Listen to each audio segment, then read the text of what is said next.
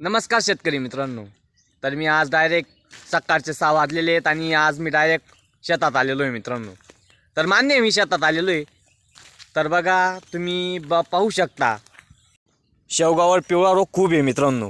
हे पाहू शकता तुम्ही पिवळा रोग तर आहे, पण काही शेतकरी मित्र म्हणतात की ह्या पिवळा रोग जायलाच पाहिजे.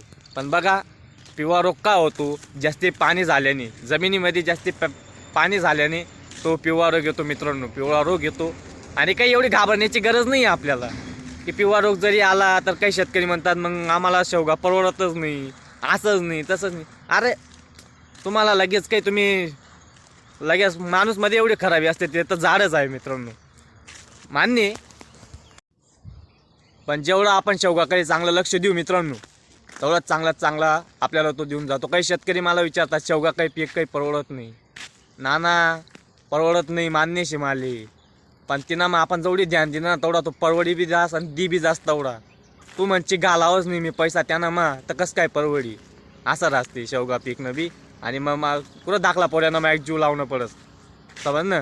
तुम्हाला असं माहीत होईल तर व्हिडिओ तुम्हाला आवडणं बी जास्तीत जास्त लाईक फॉलो आणि सबस्क्राईब जरूर करा. आपला मा यूट्यूब चॅनलले सागर हिरे कृषी अधिकारी चॅनलले जरूर सबस्क्राईब लाईक जरूर करा.